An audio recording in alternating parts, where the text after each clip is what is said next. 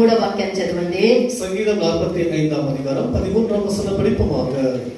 ಅಂತಃಪುರದಲ್ಲಿ ರಾಜಕುಮಾರಿಯು ಎಷ್ಟೋ ವೈಭವದಿಂದ ಇದ್ದಾಳೆ. ಅಂತಃಪುರದಲ್ಲಿ ರಾಜಕುಮಾರಿಯು ಎಷ್ಟೋ ವೈಭವದಿಂದ ಇದ್ದಾಳೆ.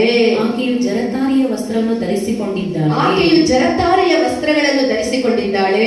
ಅಂತಃಪುರಂలో నుండి రాజకుమార్తె కేవలము మహిమగలది. అంతఃపురములో ఉండే రాజకుమార్తె కేవలము మహిమగలది. ఆమె వస్త్రము బంగారు బుట్ట పని చేసినది. ராஜகுமார்த்தே உள்ளாக பூரண மகிமை உள்ளவள். உள்ளாக பூர்ண மகிமை உள்ளவள். அவள் உடை ஒரு சரிகையா இருக்கிறது. பூர்ண மகிமையா இருந்த அவளுடைய உடை పొర్సరిగియా இருக்கிறது. హల్లెలూయా. మనిషి సాధారణంగా సౌందర్యము వైపు సహజంగా ఆకర్షించబడేది అది సహజమైనటువంటి విషయమే. மனிதனவங்க அழகுக்கு ஈர்க்கப்படுவது என்று சொல்வது ஒரு சாதாரணமான விஷயமா இருக்கிறது. దేవుడు సృష్టించినటువంటి సృష్టిని మనం చూడగా దేవుడు ఉరువకే இந்த సృష్టి நாம் பார்க்கும்போது అంతయు కూడా చాలా అందముగా దేవుడు సృష్టించే எல்லாவற்றையும் దేవునికి అழகாக தான் படைத்திருக்கிறார். దేవుడు సృష్టించినటువంటి యావత్తు కూడా చాలా అందముగా ఆయన సృష్టించిరి. దేవుడు ఉరువకిన எல்லாரையும் கூட அவர் மிகவும் அழகாக தான் உருவாக்கி இருக்கிறார். అందముగా సృష్టించినటువంటి దేవుడు எல்லாவற்றையும் அழகாக உருவாக்கின நம்முடைய தேவன் తానే ఆకర్షించినటువంటి ఒక అందం ఉన్నది. తానే ఆకర్షించినటువంటి తానే ఇష్టపడినటువంటి తానే కోరినటువంటి ఒక అందం ఉన్నది. அப்படி உருவாக்கின தேவன் தானே அவரால் ஈர்க்கப்படுகிற ஒரு அழகானது இருக்கிறது. అన్ని సృష్టించిన దేవునికి అన్ని అందముగా సృష్టించిన దేవుడు ఆకర్షించినటువంటి ఒక సౌందర్యం ఉన్నది. எல்லாவற்றையும் அழகாய் படைத்த தேவனையே இழுக்கிறதான ஒரு சௌந்தரியம் அழகு இருக்கிறது. ఆయన సౌందర్యం ఏది? அழகு சௌந்தரியம் எதுவாக? అది పెళ్లి కుమార్తె యొక్క సౌందర్యము. அதுவே மணவாட்டியின் ஒரு அழகாய் అది పెళ్లి కుమార్తె యొక్క సౌందర్యమై ఉన్నది. மணவாட்டியின் அழகாய் అది ఆమె యొక్క గుణము యొక్క సౌందర్యమై ఉన్నది. அவள் குணத்தின் ஒரு அழகாய் అది ఆంతర్యమందు మరుగైనటువంటి సౌందర్యమై ఉన్నది. హృదయத்தில் మறைந்திருக்கிற అழகாய். అదే ఇప్పుడు మనం చదివినటువంటి ఈ వాక్యములు మనం చూడగా అదే వసన படிக்கும்போது మళ్ళీ ఒకసారి చదవండి 45:13. అంతఃపురంలో నుండి రాజకుమార్తె అంతఃపురములో ఉండే రాజకుమార్తె కేవలము మహిమ గలది. ఆమె వస్త్రము బంగారు బుట్ట పని చేసినది. ராஜகுமார்த்தே உள்ளாக பூர்ண மகிமை உள்ளவள். அவள் உடை ஒரு சரியா இருக்கிறது. ಕನ್ನಡದಲ್ಲಿ ಓದಿ. ಅಂತಃಪುರದಲ್ಲಿ ರಾಜಕುಮಾರಿಯು ಎಷ್ಟೋ ವೈಭವದಿಂದ ಇದ್ದಾಳೆ. ಅಂತಃಪುರದಲ್ಲಿ ರಾಜಕುಮಾರಿಯು ಎಷ್ಟೋ ಹೇಳಲಾರದಷ್ಟು ವೈಭವವಾಗಿದ್ದಾಳೆ. ಜರತಾರಿಯ ವಸ್ತ್ರಗಳನ್ನು ಧರಿಸಿದ್ದಾಳೆ. ಎಷ್ಟೋ ವೈಭವವಾಗಿದ್ದು ಆಕೆಯು ಜರತಾರಿಯ ವಸ್ತ್ರಗಳನ್ನು ಧರಿಸಿದ್ದಾಳೆ. ராஜகுமார்த்தியார் பூர்ண மகிமையுள்ளவளாய் இருந்து அவளுடைய உடை ஒரு சரியா இருக்கிறது. ఎస్టో ఎంతో లేదా అన్ని సర్వ అనేటువంటి పదాన్ని మనం గమనించాలి. ఈ పూర్ణం ఎల్లం సర్వమైన వార్తని గమనించ வேண்டும். సాలమోను పరమగీతమునందు మరుగైనటువంటి సౌందర్యాన్ని గురించి పరమగీతములో వర్ణిస్తూ ఉన్నాడు. இந்த ராஜாவாகிய சாலமோன் அவர் எழுதின அந்த உன்னதமான புத்தகத்திலே இந்த மரமாய் இருக்கிற இந்த அழகை குறித்து அவரை விவரிக்கிறார். 4వ అధ్యాయం 7వ వాక్యాన్ని చదవండి. ఉన్నత పాட்டு 4వ అధికారం 7వ వచనం படிப்போமாக. ನನ್ನ ಪ್ರಿಯಳೇ ನೀನು ಸರ್ವಾಂಗ ಸುಂದರಿ. ನನ್ನ ಪ್ರಿಯಳೇ ನೀನು ಸರ್ವಾಂಗ ಸುಂದರಿ. ನಿನ್ನಲ್ಲಿ ಯಾವ ದೋಷವೂ ಇಲ್ಲ. ದೋಷವು ಎಂದರೆ ನಿನ್ನನ್ನು ಕೊರತೆ ಇಡುವುದಕ್ಕೆ ಯಾವೊಂದರಲ್ಲಿಯೂ ಕೂಡ ನೀನು ಕೊರತೆ ಉಳ್ಳವಗಳಾಗಿಲ್ಲ. ನೀನು ಸರ್ವ ಅಂಗಗಳಲ್ಲಿ ನೀನು ಸುಂದರಿಯಾಗಿದೆ. ನಾ ಪ್ರಿಯುರಾಲ ನೀವು ಅಧಿಕ ಸುಂದರಿ. ನೀವು ಅಧಿಕ ಕೊಂಚವೂ ಕಾದು, ನೀವು ಅಧಿಕ. ಕನ್ನಡದಲ್ಲಿ ತುಂಬಾ ಚೆನ್ನಾಗಿದೆ. ಸರ್ವಾಂಗ ಎಲ್ಲ ಅವಯವಗಳು ಸಂಪೂರ್ಣವಾದಂತಹ సుందరి, సర్వాంగ సుందరి, అధిక సుందరివి అని తెలుగులో ఉన్నది. కళంకమేమీ లేదు. ఎన్ ప్రియమే நீ பூரண ரூபவதி.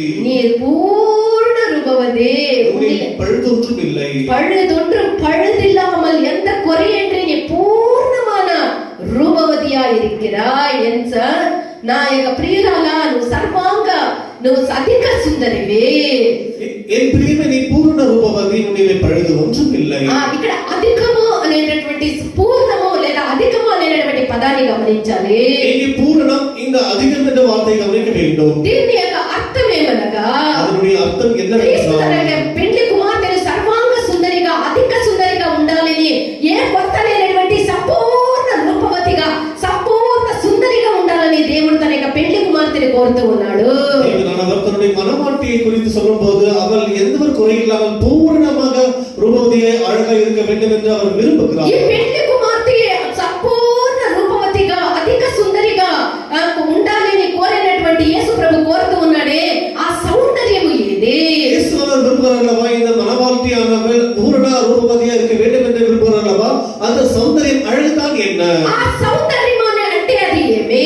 அந்த சௌந்தரியம் పెళ్లి அழகுதான் కుమార్తెకు ఉండేటువంటి ఆ సంపూర్ణమైనటువంటి ఆ రూపవతిగా సంపూర్ణ సుందరిగా ఉండే కనపడేటువంటి ఆ కార్యం ఏమనగా, இந்த மனவாட்டியானவள் அவர் பூரண ரூபவதியாய் அழகாய் இருப்பதற்கு காரணம் என்ன? అదే ఆమె యొక్క ప్రతిష్ఠే ఉన్నది. அதுவே அவருடைய பிரதிஷ்டையாய் ప్రతిష్ఠ యొక్క సౌందర్యమే దేవుడు కోరుతూ ఉన్నాడు. அவருடைய பிரதிஷ்டையின் அழகை தான் கர்த்தர் விரும்புகிறார். 45వ కీర్తన 10-11 వాక్యాలను చదవండి. சங்கீதம் 45ஆம் அதிகாரம் 10-11 வசனங்களை படிப்போமாக. ಎಲೋ ಕುಮಾರಿಯೇ, ನನ್ನ ಮಾತನ್ನು ಕೇಳಿ ಆಲೋಚಿಸು. ನನ್ನ ಮಾತನ್ನು ಕೇಳಿ ಆಲೋಚಿಸು. ಸ್ವಜನರನ್ನು ತವರು ಮನೆಯನ್ನು ಮರೆತು ಬಿಡು. ಸ್ವಜನರನ್ನು ತವರು ಮನೆಯನ್ನು ಮರೆತು ಬಿಡು. ಆಗ ರಾಜನು ನಿನ್ನ ಲಾವಣ್ಯವನ್ನು ನೋಡಲು ಅಪೇಕ್ಷಿಸುವನು. ನಿನ್ನ ಸ್ವಜನವನ್ನು ತವರು ಮನೆಯನ್ನು ನೀನು ಮರೆತಾಗ ರಾಜನು ನಿನ್ನ ಲಾವಣ್ಯವನ್ನು ನೋಡುವುದಕ್ಕೆ ಅಪೇಕ್ಷಿಸುವನು. ಆತನೇ ನಿನಗೆ ಒಡೆಯನು. ಆತನೇ ನಿನಗೆ ಒಡೆಯನು. ಆತನಿಗೆ ನಮಸ್ಕರಿಸು. ಆತನಿಗೆ ನಮಸ್ಕರಿಸು. ಆತನೇ ನಿನ್ನ ಒಡೆಯನು. ಆತನಿಗೆ ನಮಸ್ಕರಿಸು. కుమారి ఆలకించు. కుమారి ఆలకించుము. ఆలోచించి చెవియొగ్గు. ఆలోచించి చెవియొగ్గుము. నీ స్వజనమును నీ తండ్రి ఇంటిని నీ మరచిపో. స్వజనమును నీ తండ్రి ఇంటిని నువ్వు మరచిపో. ఈ రాజు నీ ప్రభువు. ఈ రాజు నీ ప్రభువు. నీ సౌందర్యమును కోరినవాడు. నీ సౌందర్యమును కోరినవాడు. అతనికి నమస్కరించు. అతనికి నమస్కరించుము. குமார்த்தியே கேள். కుమార్తెయే కేள். நீ உன் செவியை சாய்த்து சிந்தித்துக் கொள். நீ உன் செவியை சாய்த்து சிந்தித்துக் கொள். உன் ஜனத்தையும் உன் தகப்பன் வீட்டையும் மறந்து விடு. உன் ஜனத்தையும் உன் தகப்பன் வீட்டையும் மறந்து விடு. அப்பொழுது ராஜா, அப்பொழுது நீ மறந்த பொழுதுதான் ராஜா உன் அழகில் பிரியப்படுவார். உன் அழகில பிரியப்படுவார். அவர் உன் ஆண்டவர். அவர் உன் ஆண்டவர். ஆகையால் அவரை பணிந்து கொள். அவரே పడిந்து కొள். அவர் உன் ఆండవర్ ఆగియబడినాల అవరే పడిந்து కొள். ప్రియమైనటువంటి దేవుని యొక్క జనమా, మన దేవుడి జనమే, మన ప్రతిష్టని దేవుడు కోరేనటువంటి దేవుడు. మన ప్రతిష్ఠే మన యొక్క ప్రతిష్టే అధికమైనటువంటి ఆకర్షించబడినటువంటి దేవునికి అందమై ఉన్నది. ప్రతిష్ఠ తాను కర్తருக்கு మిகவும் அவர் ஈர்க்கப்பட்டதாக ఈ యొక్క ప్రతిష్ట ఈ యొక్క లోకానికి ఒక అందహీనముగా, ఒక వికారముగా, అందహీనముగా కనబడవచ్చు. இந்த பிரதிஷ்டையானது உலகத்திற்கு ஒரு அழகு இல்லாமல் காணப்படலாம். ఈ లోకానికి ఒక వికారముగా ఈ యొక్క ప్రతిష్ట కనబడవచ్చు. பிரதிஷ்டையானது உலகத்துக்கு அருவருப்பாக అది నీ ప్రియుడైనటువంటి నీ యొక్క పెళ్లి కుమారుడైనటువంటి నీ యొక్క యేసుకు, அதனுடைய மனவளை இயேசுவுக்கு అధిక సుందరముగా, అధిక రూపముగా, అధిక సౌందర్యముగా అది కనబడుతుంది. அழகாக அழகு ரூபதியாக చాలా காணப்படுகிறது. మందికి ఈ యొక్క ప్రతిష్ట అంటే ఏమని తెలియదు. அவர்களுக்கு இந்த பிரதிஷ்டை குறித்து என்னவென்றே தெரியாது. తాము ఏమంతా వదులుకుంటారు, తాము ఏమంతా వదులుకుంటారు, தாம் எல்லாம் இழந்து விடுகிறார்களோ అదే ప్రతిష్ట అనుకుంటారు. அதை தான் பிரதிஷ்டை என்று దేవుని நினைக்கிறார்கள். కొరకు ఇదంతా మేము వదులుకుంటాము అంటారు, అదే ప్రతిష్ట అని అనుకుంటారు. ஐயோ, கர்த்தருக்கு நாங்கள் இதெல்லாம் விட்டு விட்டோம் என்று சொல்கிறார்கள். அதுதான் பிரதிஷ்டை என்று நினைக்கிறார்கள். వాస్తవానికి ఇది కాదు ప్రతిష్ట అంటే. இன்றைக்கு பார்க்க போனால் அவைகள் அல்ல பிரதிஷ்டை. ప్రతిష్ట అంటే కేవలం కార్యాన్ని వదులుకొనట మాత్రమే కాదు. பிரதிஷ்டை என்பது நாம் சில காரியங்களை விட்டு விலகுவது மாத்திரம் இல்லாமல் యేసు ప్రభు యొక్క ప్రేమ కొరకు, இயேசுவினுடைய ఆ அன்பிற்காக ప్రేమ హృదయములో తప్పిస్తూ, அந்த அன்பு விதத்தில் అణువుల ప్రేమను ధ్యానిస్తూ, அவருடைய ஒவ்வொரு அனுபவங்களுடைய அன்பை நாம் ఆయన ప్రేమ కొరకు ప్రేరేపించబడి ఏది దానికి ముందు శ్రేష్టమైనది కాదు, ఏది గొప్పది కాదు అని అన్నిటిని వదిలిపెట్టేదే నిజమైనటువంటి ప్రతిష్ట.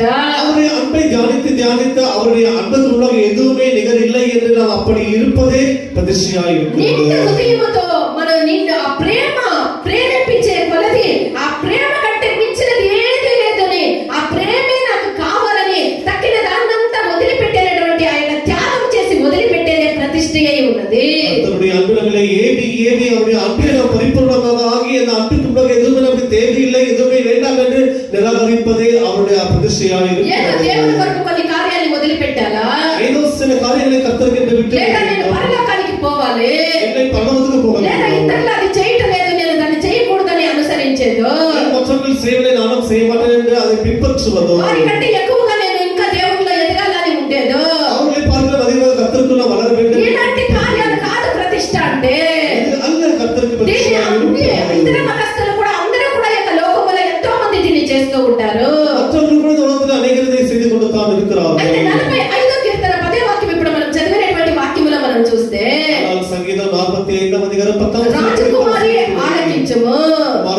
కేಳು ఆలోచించుము నీ స్వజనమును చదవండి ఆ వాక్యాన్ని కుమారి ఆలకించు కుమారి ఆలకించుము ఆలోచించి చెవియొగ్గుము ఆలోచించి చెవియొగ్గుము నీ స్వజనమును నీ తండ్రి ఇంటిని మరువు ఇక్కడ స్వజనము నీ తండ్రి ఇంటిని మరవమని అక్కడ చెప్పబడి ఉన్నది வசனத்தில தகப்பன் வீட்டையும் ஒரு ஜனத்தையும் மறந்து விடு என்று சொல்கிறார். స్వజనమును స్వంత జన్మని మర్చిపోయినటువంటి అనుభవాన్ని గురించి ఇక్కడ చెప్పబడుతూ ఉన్నది உன் ஜனத்தையும் தகப்பன் வீட்டையும் மறந்து விடு என்ற அனுபவம் இங்கு காட்டுகிறது. ఈ లోకములో అత్యంత బలమైనటువంటి బంధాల్లో ఒక బంధము అంటే இந்த உலகத்திலே விடைவிடாத ஒரு பலமான ஒரு பந்தம் ఈ என்று లోకములో சொன்னால் అన్ని బంధాల కంటే గట్టిదైనటువంటి ఒక బంధము అంటే అది కుటుంబ బంధము இந்த உலகத்திலே அதிகமான பலம் வாய்ந்த ஒரு சொந்தம் என்று சொன்னால் அது குடும்ப சொந்தம் தான்.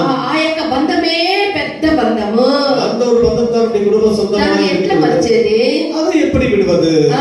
ఎట్లా మరిచేది அதை எப்படி மறந்து விடுவது? అన్ని బంధాల కంటే ఎక్కువైనటువంటి బంధము కుటుంబ బంధము ఆ యొక్క బంధాన్ని ఎట్లా మరిచేది எல்லா பதங்களை பார்க்கலாம் குடும்பத்தின் சொந்தம் தான் நமக்கு தேவையானது. அதை எப்படி விட்டு விடுவது, மறந்து விடுவது? ఇక్కడ రాజకుమారి కుమారి ఆలకించుము చెవియొగ్గుము ఆలోచించుము నీ స్వజనముని నీ బంధువుల్ని మరచిపో ఇక్కడ మనం చదువుతూ ఉన్నాము ஆனால் இங்கே வசனத்திலே பார்க்கும்போது குமாரனுக்கு கேள் நீ உன்னுடைய தகப்பன் வீட்டையும் சொந்த ஜனத்தை மறந்து விடு என்று சொல்லப்படுகிறது.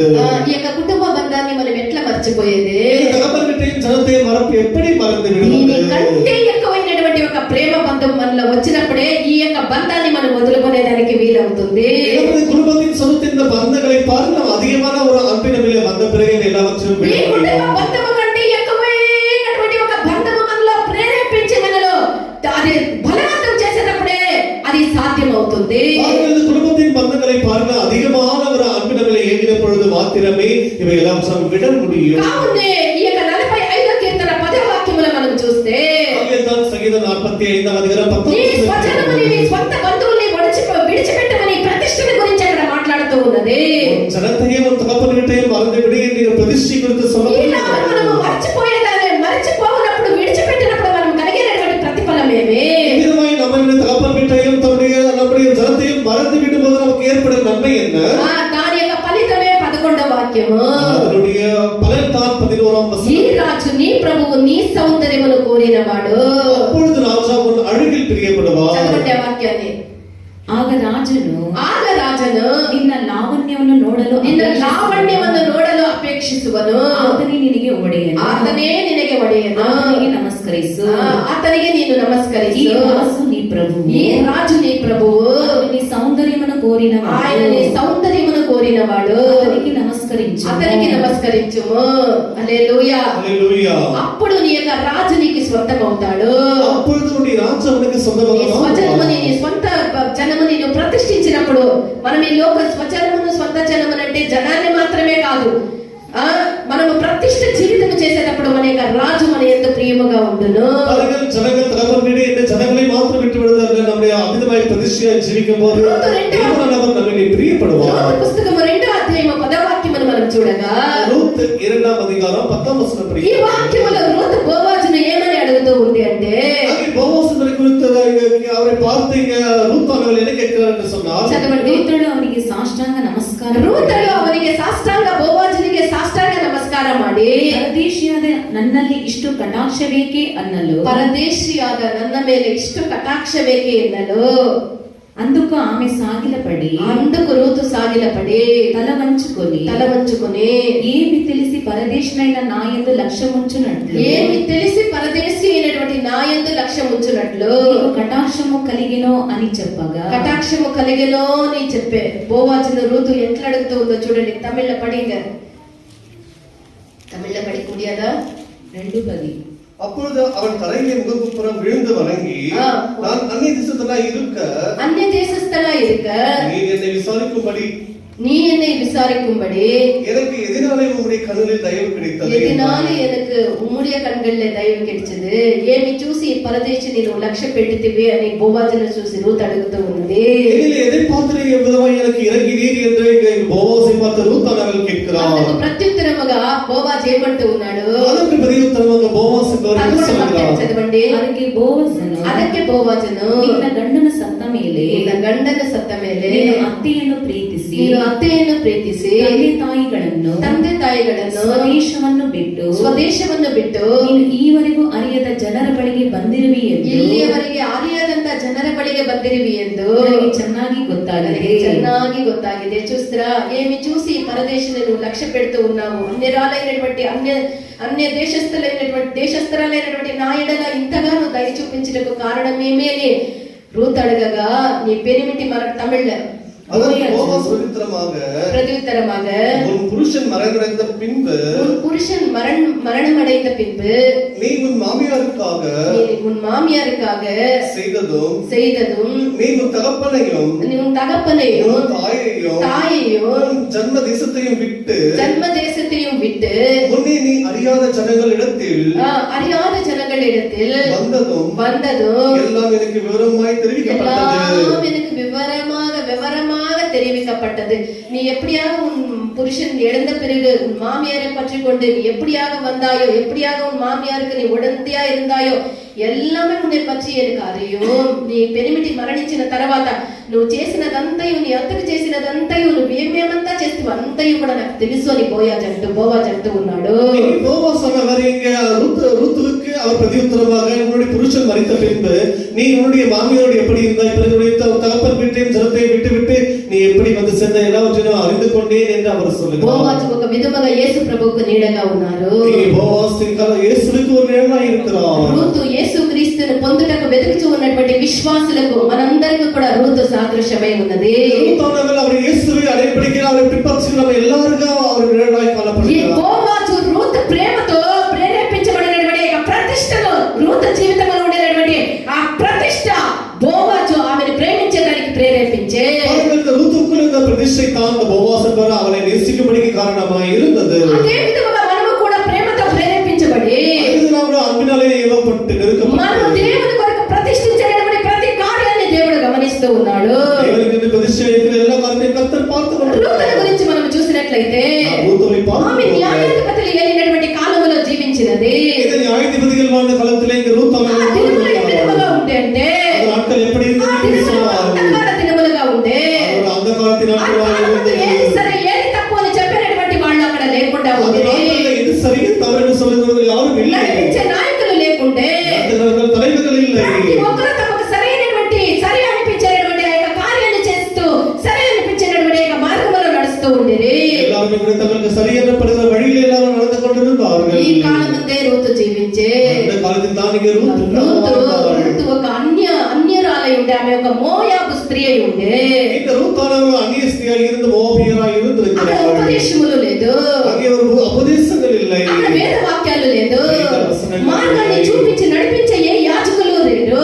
తాను వழியில் நடங்கள் என்று சொல்லுகிற మార్గదర్శి కేవలం ఆమె యొక్క మార్గదర్శి కేవలం తన యొక్క అత్త మాత్రమే అయి ఉండే. அவருடைய வழிகாட்டி தன்னுடைய மாமியாராக மாத்திரமே இருந்தாள். దేవుని యొక్క చిత్తమైతే ఈ వాక్యాన్ని వచ్చేవారు మనం నేర్చుకుందాం. దేవుని చిత్తమైన వసంతై మరుగురాట నామమున ప్రతిష్టమైనటువంటి జనముగా ఉంటే ఈ రాజు మన యొక్క దేవుడు, పెండ్లి కుమార్తె మనమే, మన యొక్క పెండ్లి కుమారుడు మన యొక్క దేవుడు. ఆ పెండ్లి కుమారుడు మన యందు సంతోషించి ఆనందించి ఆకర్షించేటటువంటి సౌందర్యమే ప్రతిష్ట. ఆ ప్రతిష్ట జీవితాన్ని మనం దేవుని కొరకు ప్రేమతో మనం కాపాడుకుందాము గాక. దేవుని నమ్మే అழகில் ஈர்க்கப்படுகிற பிரதிஷ்டான ஜீவித்தை நாம் மேலே காப்பாற்றிக்கொள்வோமாக. సమర్పించుదాము గాక.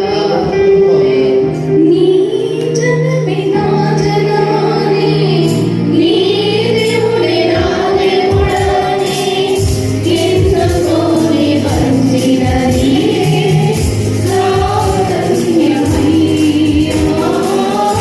నీ జనమే నా జనమాని, నీ దేవుడే నా దేవుడని, ఎంతోనే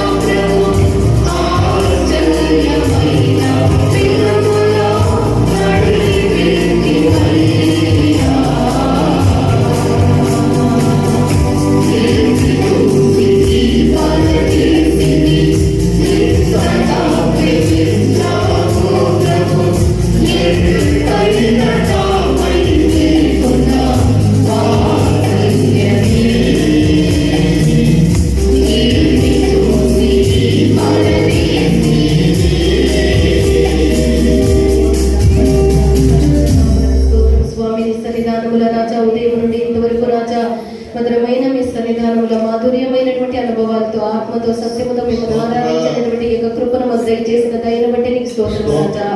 ఎంత మంచి దేవుడు అయ్యా నా తండ్రి.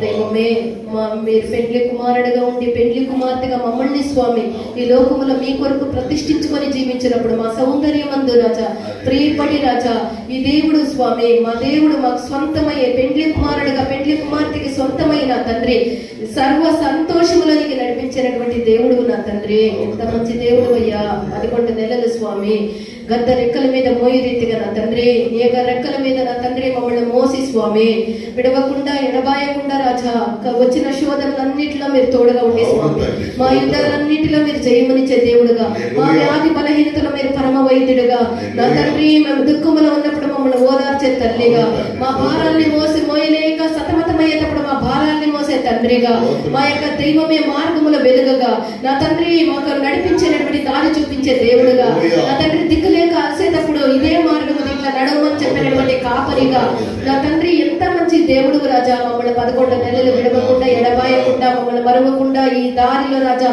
నువ్వు నడిపితివే నా తండ్రి, నీకు స్తోత్రం స్వామి.